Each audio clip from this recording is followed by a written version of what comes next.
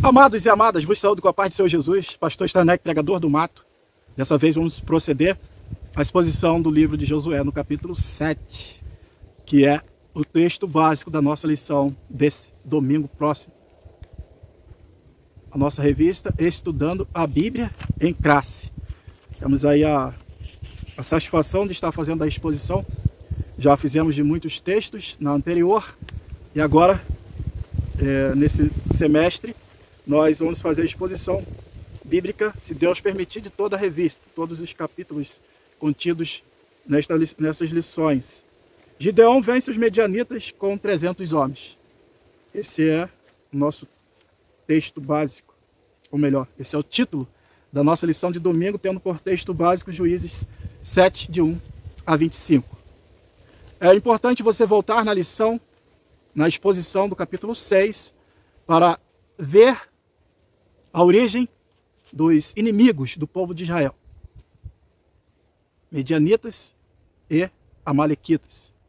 Aí na exposição do capítulo 6 nós falamos sobre a origem desses povos e o povo também do Oriente, que estavam juntos contra Gideão, estavam juntos contra Israel.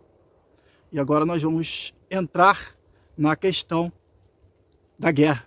No capítulo 6, Gideão é convocado, ele faz os testes com Deus, e agora nós estamos no capítulo 7, e vamos falar em Gideão também no capítulo 8. Versículo 1, Gideão se levanta de madrugada. Gideão, após ser escolhido por Deus, Deus dá provas de que estava com ele, ele se levanta na madrugada com 32 mil homens. 32 mil homens. Ele se levanta para os preparativos para a guerra. Os medianitas, os amalequitas já sabiam da guerra.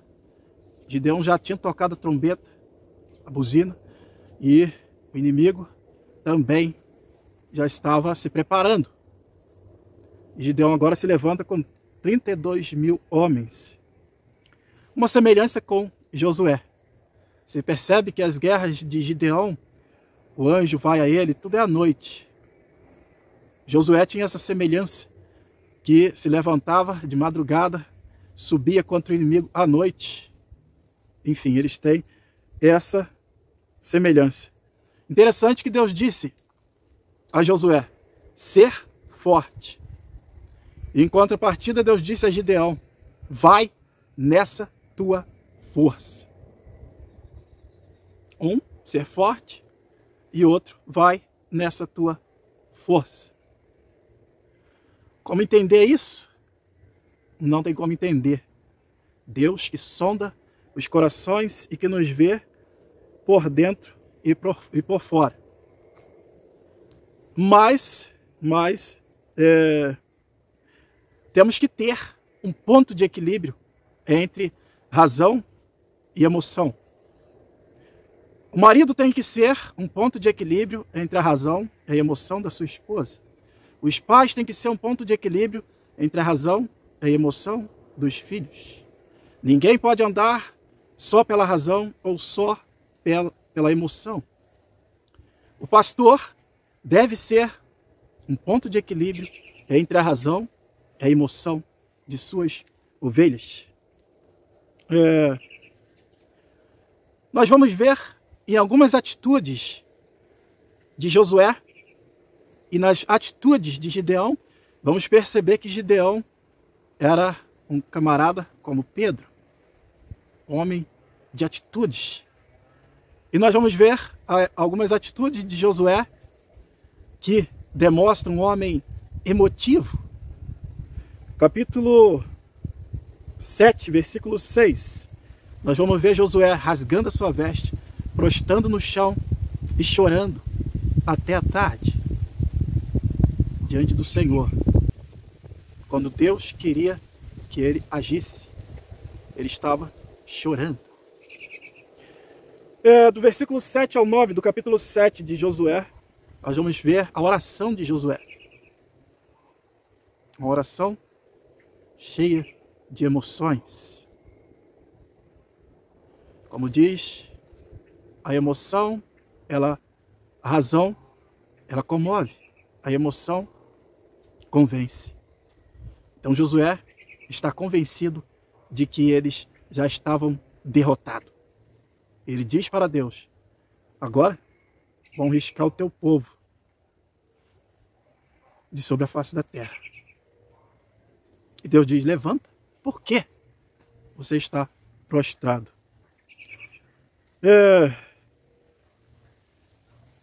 Então Josué, eu estou fazendo uma comparação lógica, porque existem pessoas naturalmente tendentes, criadas, sem um ponto de equilíbrio. Chorou, toma uma madeira.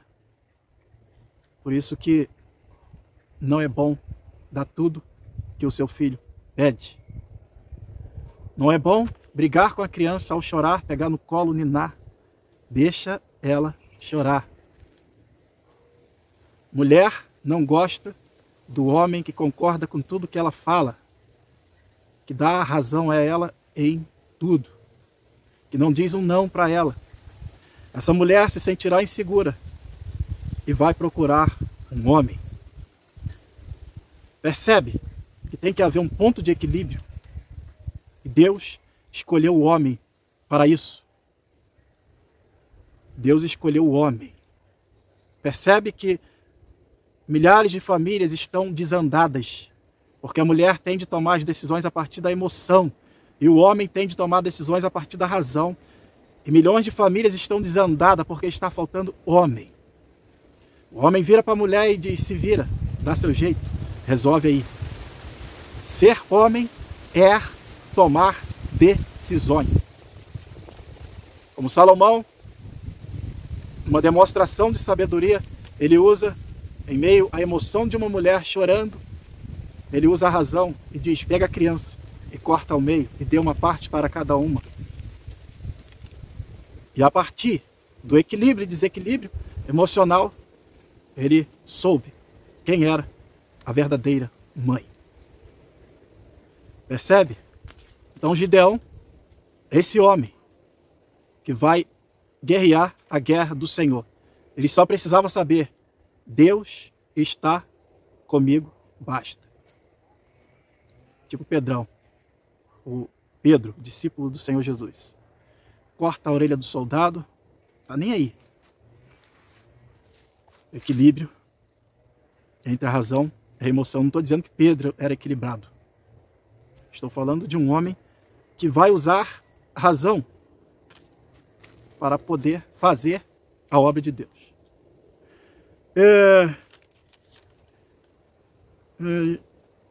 Versículo 2. Muito é o povo que está contigo. 32 mil era muito. Olha só, Israel tem 32 mil. Olha só quantos soldados tem o inimigo. Capítulo 8, versículo 19. No capítulo 8, versículo 19. Vamos ler? Na verdade é o capítulo 8, versículo 10. Não é 19. Estavam, pois, Zeba e Zalmuna em Carcó, e com seus exércitos com eles, uns 15 mil homens, todos os que ficaram do exército dos filhos do Oriente. Os homens que caíram foram 120 mil homens, que arrancavam a espada.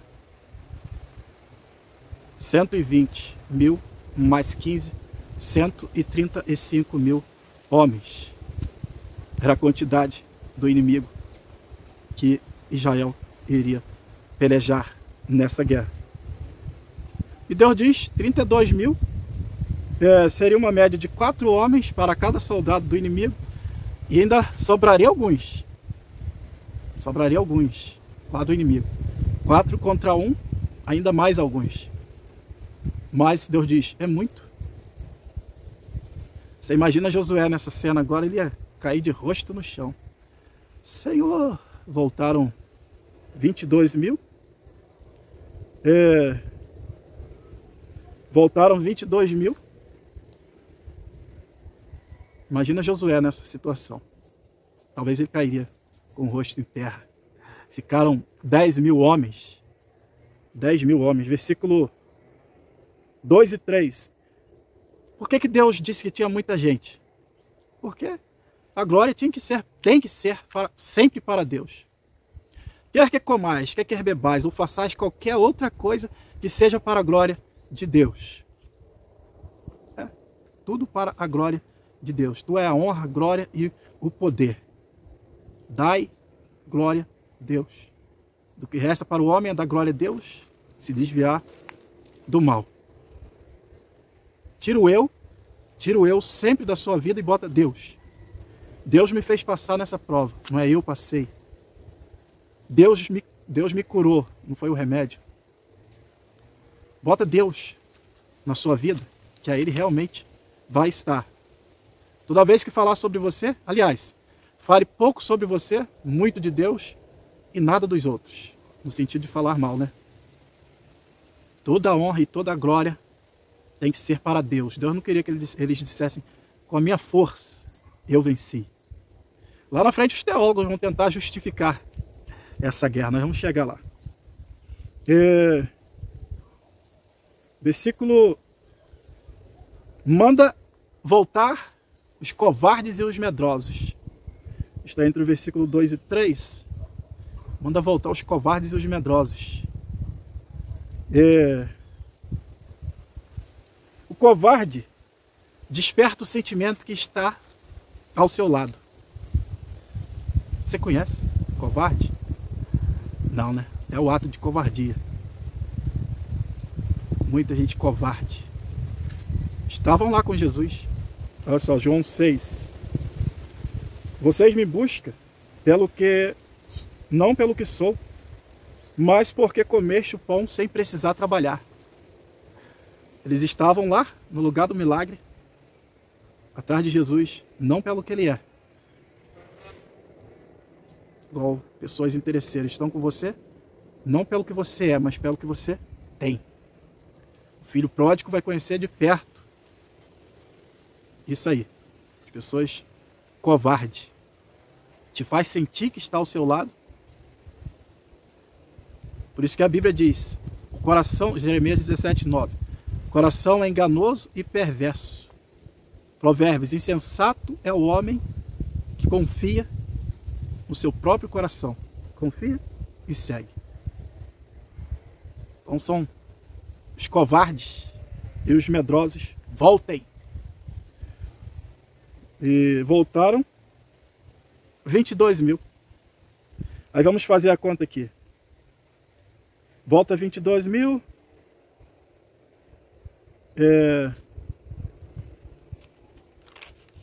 Volta 22.000. Vai ficar uns 13 soldados. Aí volta 22, fica 10.000. Eram 4, agora vai ficar em média aí uns 13 para cada homem. Uns 13 soldados para cada homem. Lembrando que eram os covardes e medrosos. A coragem não é a ausência do medo, é o domínio. É você estar com medo, mas o medo dominado, bem no teu bolso. Então o medo, ele sempre vai existir. Mas sempre vai existir a possibilidade do homem dominar o medo. E o covarde e o medroso, muitas das vezes, se esconde atrás da preguiça. A preguiça caminha junto com medo, com a vergonha, porque vai exigir desse homem sair da sua zona de conforto. Não é à toa que quando Jesus chama os homens para segui-lo, ele diz, aquele que lança a mão no arado, lançar a mão no arado e olhar para trás não está apto para o reino. A zona de conforto te chama. Mas o medo tem que ser dominado e não dominar o homem. Porque diz um ditado, aquilo que você não domina, vai te dominar. Versículo 4 ao 7. Disse Deus, 10.000 ainda é muita gente. Imagina aqui agora um camarada emotivo. 22.000 voltando, 10 mil ficando, e Deus fala que é muita gente, é chorar de novo. Não, não é possível. E você imagina muita gente infernizando. Isso é loucura. Você acha que não tinha, não? Agora, de 10 mil seria uma média de 13 soldados inimigos para cada um dos israelitas. E agora Deus manda levar o povo às águas. E são selecionados 300 homens. 300 que não andam igual o porco, olhando para baixo, só olha para baixo. Só pensa em comer, só no seu umbigo. Olhando para baixo, caçando o que lhe apraz. É assim que o porco anda, olhando só para baixo. Vai ter um texto aqui, Josué 8:3. Josué vai escolher 30 mil homens. Preste atenção, Josué vai escolher 30 mil homens. Eu estou falando igual o porco, porque o porco olha para baixo. Quando você, bota isso na sua cabeça, quando você olha para baixo, ai, coitadinho de mim, vem a síndrome do pobre coitado, emoção, vai começar a remoer a emoção. Quando você olha para cima, razão. Você tem pesquisas científicas aí, você pode ver. O camarada acaba de brigar, acaba fica triste, aborrecido, mas aí começa a soltar uma pipa, acabou o aborrecimento. Alguns, quando estão aborrecidos, vão para algumas ações que faz aquele aborrecimento passar. A tristeza, ela vem. Tem um hino que diz: ó, não consinta tristezas dentro do teu coração. Desentoado, né? Mas só essa parte. A tristeza, ela virá para mim e para você. Cabe a nós ignorá-la ou alimentar. Então, levanta a cabeça e expulsa a tristeza. Devia ter ali, talvez, famílias de soldados desencorajando. Ó, tua família, olha isso. Mas eles teriam que ser racionais, cabeça erguida. Quer ver? Josué vai escolher 30 mil homens no capítulo 8, versículo 3. Josué escolhe 30 mil homens para sair à noite também. Interessante. Para sair à noite.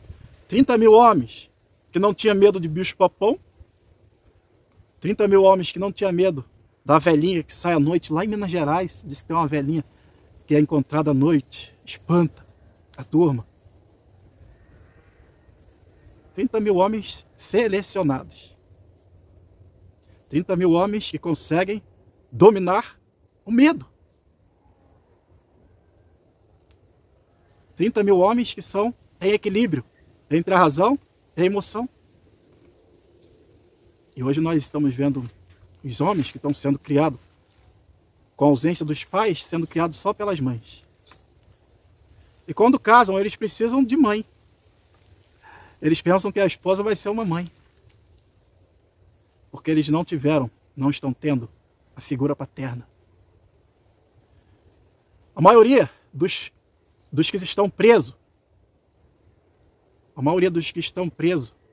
são problema com o pai, ausência de pai. É ausência paterna.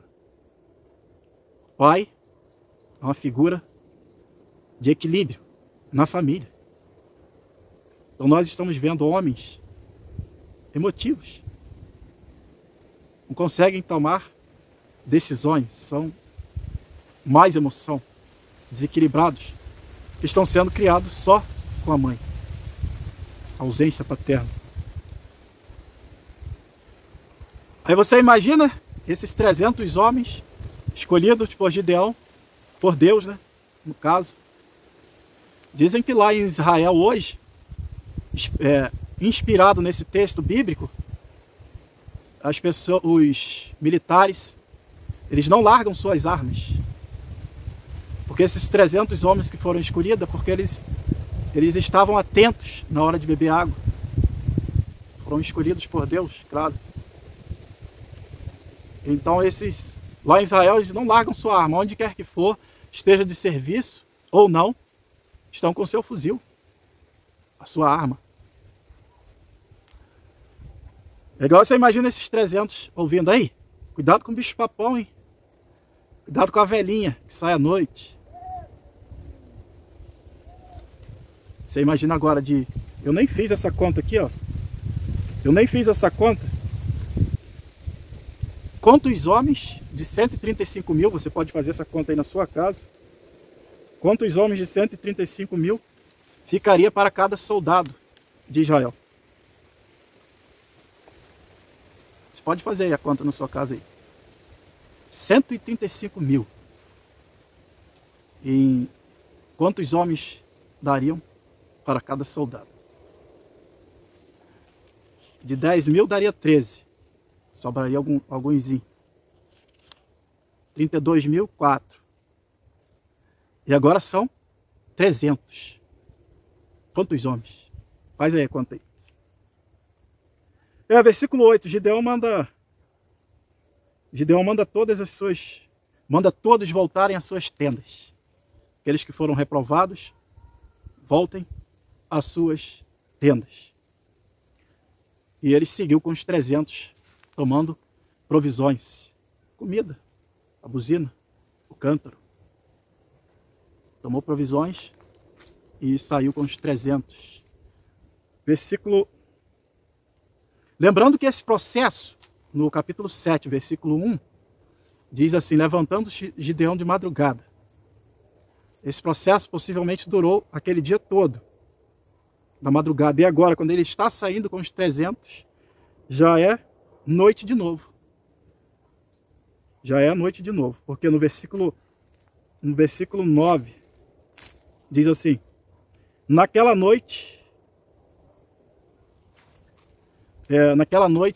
Deus deu mais um sinal a Gideão. Já era noite. Tudo escuro. Aí Gideão desce ao arraial e escuta um soldado contando um sonho, do versículo 9 ao 15. Talvez Gideão lembrou, quando a Bíblia diz bolo é pão, pode ser pão, pode ser bolo. Talvez Gideão lembrou quando o anjo tocou com o cajado, naquela oferta que ele fez para o Senhor, e aquele pão tostou com fogo que saiu do cajado.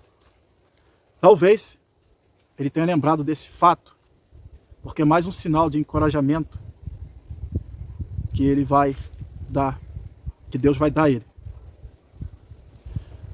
Amados, Gideão, ele só quer ter a convicção de que Deus está com ele. Nós temos que aprender a falar com a pessoa certa. Quem vai nos dar esse exemplo é Ana, pedindo um filho a Deus. Tem coisas que só Deus vai nos dar e nós ficamos chorando, se lamentando com os outros. Como Raquel deu um grito: me dá filho, senão eu morro. Aí Jacó perguntou: por acaso estou eu no lugar de Deus? Vamos ter outro exemplo com a sunamita. Abordou o jumento e vai saindo, seu marido pergunta: tá tudo bem? E ela vai: tudo bem. Equilíbrio entre a razão e a emoção. Passa pelo moço e diz, ele pergunta: algum problema? Não, tá tudo bem. Quando chega no lugar certo, que era aos pés do profeta, ela se desaba. E Deus devolve o seu filho, usando o profeta Elias. Agora me falhou a memória se é o profeta Elias ou Eliseu. A sunamita, me falhou a memória. Normal.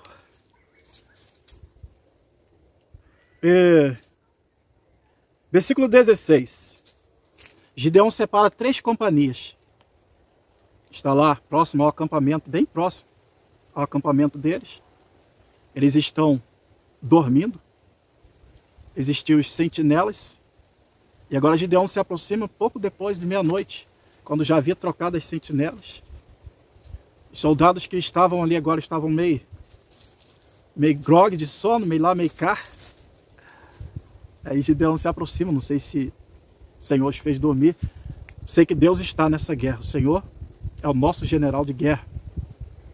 Se aproxima, divide as 3 companhias de 100 homens. E as armas de guerra, quais eram? Espada, lança, escudo, canhão, bazuca, no caso de hoje, né? As armas de guerra do crente hoje é jejum e oração. Jejum, tem uma coisa que vem antes da oração. Se você não usar essa arma, você não adianta orar. Então vou acrescentar, ó, jejum. Se você não usar essa arma, também não adianta jejuar, então ela vem primeiro. Vigilância, jejum e oração. Vigiai e orai para que não entreis em tentação. Então, se não vigiar, não adianta nem orar e nem jejuar.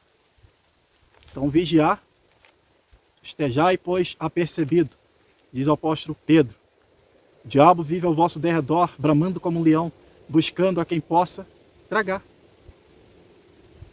Então, vigiar, orar e jejuar. Essas são as armas do crente. E as armas de guerra deles era a buzina, um chifre de carneiro. Se você for aí na internet, procura ver aí alguém tocando chifre de carneiro, vê se lá vê o estrondo que faz. Estou ironizando. É um som bem baixo. Não é um som estrondoso. Mas esse chifre de carneiro, ele vai ser usado nessa guerra, vai ser usado no cerco de Jericó. Foi usado, né? Foi usado no cerco de Jericó. E a tocha. O cântaro. O cântaro era o que carregava uma tocha por dentro. Eu até anotei algumas coisas aqui.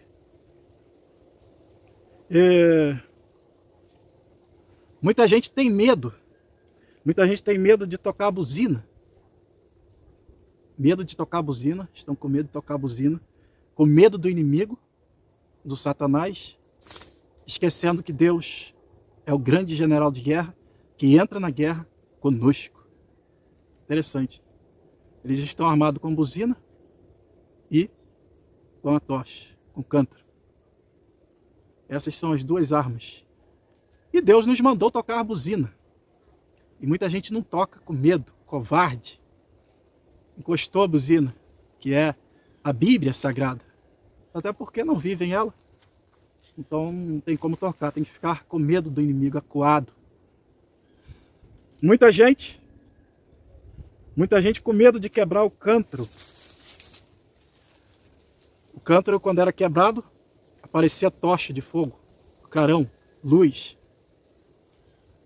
Tem muita gente que, se quebrar o cântaro, vão ver que ele não tem luz, que ele está apagado, que ele está afastado, longe do Espírito Santo de Deus. E o Espírito de Deus, que vos batizará com o Espírito Santo e com fogo, quem habitará com as labaredas eternas. Então Deus é esse fogo. A Bíblia diz, vós sois a luz do mundo. E tem muito crente que, se quebrar o cântaro, vão ver que ele está apagado. Até porque muitos pensam que a igreja tem luz própria, que ela clareia por si só. Não é. A luz da igreja é o Senhor Jesus. A igreja não tem luz própria.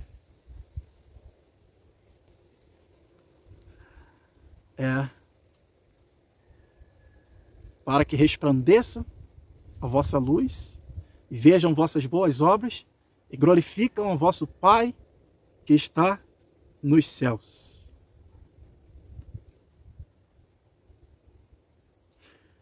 A igreja não tem luz própria, a luz dela é Jesus. Sem Jesus, sem luz. Então, vai quebrar o cântaro aí, vai mostrar que está sem Deus, sem fogo, sem o Espírito Santo. A treva vai continuar. A luz não vai aparecer porque não está aceso, apagou. Acende a chama, ó Pai, que uma vez brilhou, vem limpar, brilhar. Tem alguns que o Espírito Santo, ele está como aquela fogueirinha, que vai apagando, apagando. E tem que soprar aquela cinza para que veja a chama do fogo. E precisa cantar esse hino. Mas não só cantar esse hino, após cantar esse hino vai receber graça do Senhor para se arrepender, se converter, que é mudar de direção. Não adianta só se arrepender, tem que se converter, tem que mudar de direção. A luz é Deus, é o Senhor Jesus. Ele diz, eu sou a luz do mundo. E depois ele diz, vós sois a luz do mundo. Porque ele irá refletir em nós ou não. Então a luz não vai aparecer enquanto você estiver andando em trevas. Então são esses instrumentos. São esses instrumentos que Deus vai usar, os 300, nessa guerra. Versículo 17 e 18. Olhai para mim, e tudo que eu fizer, vocês fazem. Olhai para mim, tudo que eu fizer, vocês fazem. Amados, é a importância da união. É quando você deixa as diferenças de lado e se une. Ó, quão bom e quão suave é que os irmãos vivam em união. Quando os irmãos deixam a diferença de lado e se unem para um bem comum, não visando só o seu próprio umbigo, mas um bem comum para todos. Aquilo que Deus, a estratégia vinha de Deus, estava com Gideão. Então aquilo que Deus mandou fazer, amados, não cabe opinião. Pensou lá, se manifesta, ô Gideão, eu acho que nós não devemos tocar o cântaro agora não. Aquilo que Deus mandou fazer, não cabe opinião. E cá para nós, eu digo sempre, opinião é para você dar a quem te pediu. Quando você dá opinião a quem não te pediu, você desvaloriza a tua opinião não vale nada. Muita gente opinista, opinando na obra, no projeto, na lei, até nas leis de Deus. Opinando. Uma garotada nova aí dessa geração, arrancando limites que Deus traçou desde a antiguidade para a igreja, arrancando marcas. Doutrina da igreja. O Espírito Santo está na igreja, ele é transcultural. Então eles já arrancaram várias doutrinas e para justificarem, o que eles fazem? Isso aqui é para aquela época, é para aquela cultura que vivia assim, assim, assim. Justificou? Para você. Porque o Espírito Santo e o Deus da Bíblia, ele está falando para todas as gerações. E não adianta você estar numa guerra sem as estratégias de Deus. Você vai perder essa guerra. Então tudo que eu fizer, vocês façam. Quem não se assenta para ouvir, nunca vai ter autoridade para se levantar e falar. Esse é um ditado que eu gosto. A falta de equilíbrio entre a emoção e a razão pode transformar um homem sábio em um homem tolo. Versículo 19.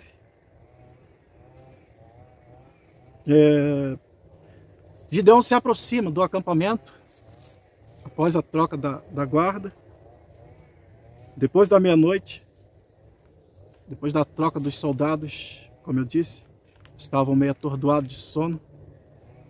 Já tirei serviço de meia-noite às 2 da manhã, é horrível. De meia-noite às 2 e de 2 às 4, horazinha ingrata. Só quem tira o serviço sabe como é que é isso. 20, versículo 20. Tocaram as buzinas e partiram os cântaros. tocaram a buzina e partiram os cântaros. Então foi um barulho de buzina e posteriormente barulho de cântaro quebrando. E quando o cântaro quebrava, aparecia a tocha de fogo. Para clarear o ambiente. Agora, alguns teólogos dizem que essa tocha de fogo ela era usada por um chefe de 1000, um comandante de 1000 homens. Então eles falam que de 300 homens separados, um bando aqui, outro ali, outro lá, representaria 30.000 homens,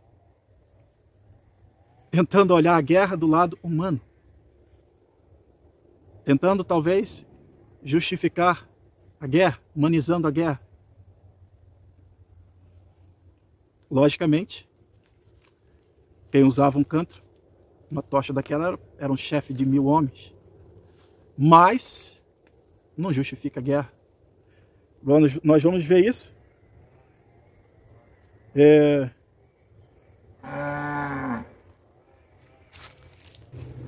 Mas você imagina, devia ser aí beirando, indo para 1, 2 horas da manhã, não sei. Você imagina, vamos caminhar por esse raciocínio. 30.000 homens, vamos dizer que representava aí 30.000 homens, dividido de 100 em 100. Aí os amalequitas, midianitas, os dorientes acordam até passar aquele susto.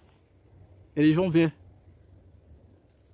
300 tochas só.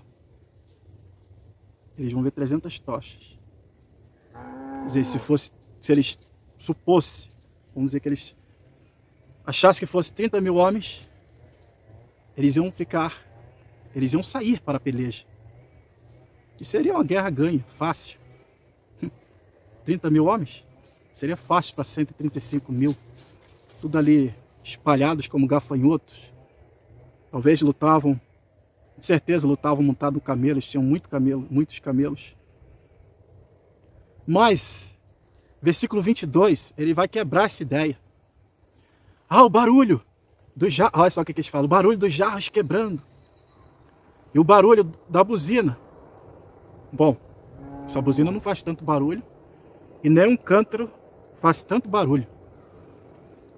Claro que fez o barulho ao ponto de acordá-los. Vocês veem em outras guerras que Deus enviou terror. Deus disse que enviaria o terror contra os inimigos de Israel. Mas só que nesse episódio aqui, olha o versículo 22. Tocando, pois, os 300 as buzinas, o Senhor tornou a espada de um contra o outro. Primeiro eles levantaram e saíram correndo, desesperados. Aí Deus vai tornar a espada de um contra o outro. Deus fez isso. Ele levantou, coitado, assustado, aí saiu matando o outro, achando que estava lutando contra Israel. Não. Deus os perturbou.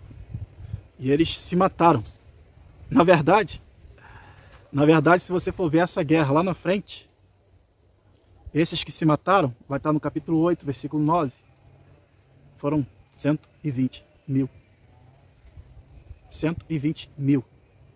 Porque os 300, olha só o versículo 21.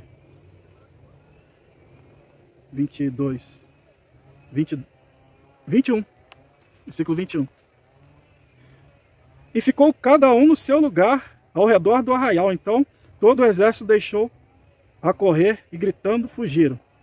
22. Tocando, pois, os 300 a buzina, o Senhor tornou a espada de um contra o outro, e isto em todo o arraial. Os 300 homens tocam a buzina, mexe na casa do marimbondo e fica parado no mesmo lugar. Deus é terrível. As instruções que eles tinham: toca a buzina, quebra o cântaro e fica parado. Eles ficaram no mesmo lugar, parados, até receberem as coordenadas do Senhor através de Gideão. Terrível esse Deus, né? Toque a buzina, quebra o cântaro, levanta a tocha e fiquem parados. Tipo, realmente 300 comandantes de 1000. Deus atordoou o inimigo e eles se mataram. No capítulo 8, versículo 9, vamos entender que eles se mataram 120 mil. Eles... Sobrou 15 mil que, ó, perna para quem te quer. E agora Israel vai acordar. Os covardes e medrosos agora criam coragem. Opa, os despojos, os despojos. Eita, vamos lá, porque... não sei o que Deus fez lá e se mataram. Vamos lá, porque... Você tem que ver o que tem no pescoço dos camelos de ouro. Aí vem a turminha, né? A turminha da... Como é que fala? É quando você bate uma laje, reúne aí uns 30 homens para bater uma laje, e vem a turminha da rapa da beirada, como é que fala? Esqueci. Enfim, vem aquela turma que aparece só na hora do almoço. Só que para comer a feijoada aí, ou então a dobradinha, encher o bucho, dá uma justificativa lá, fajuda. Agora eles vão saber que, ó, morreram. Você tem que ver como é que tá lá, é incrível. Aí eles, os covardes e os medrosos,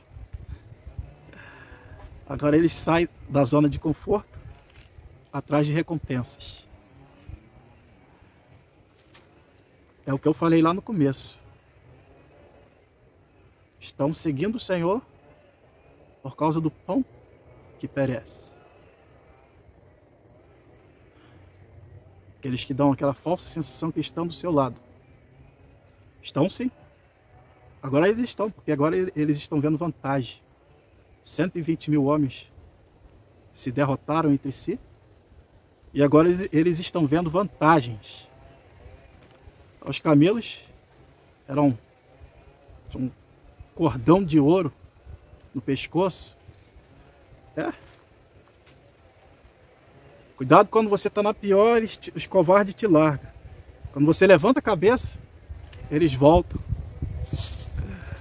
Eles voltam. Mas são covardes e medrosos. Então no capítulo 8, a gente vai entender o final dessa guerra, ok? Capítulo 8, versículo 10. Nós vamos entender mais ou menos o desfecho dessa guerra, porque aqui não dá para entender. No capítulo 7, não vamos entender de forma alguma o desfecho dessa guerra.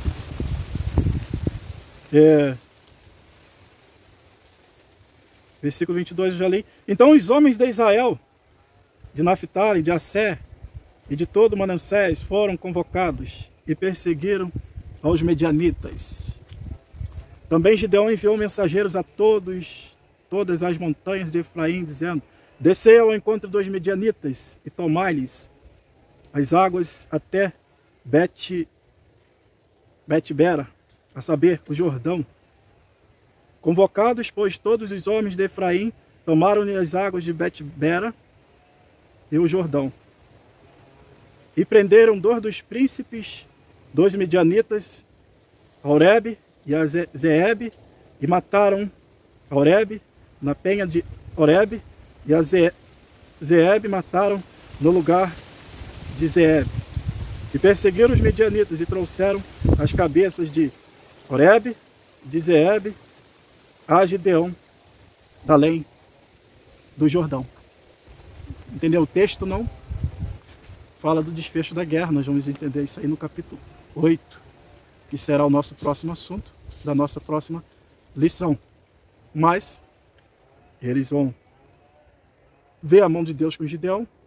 Os príncipes que eles vão matar, os reis, vão levar as cabeças para Gideão. E a vida que segue. Nossa próxima lição, próximo domingo, Juízes, capítulo 8. Juízes, capítulo 8. Não sei se deu para ver.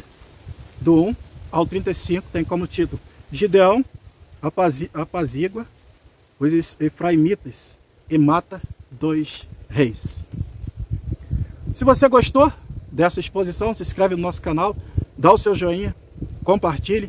Aquele abraço, Deus te abençoe e até a próxima, se o nosso Deus assim nos permitir.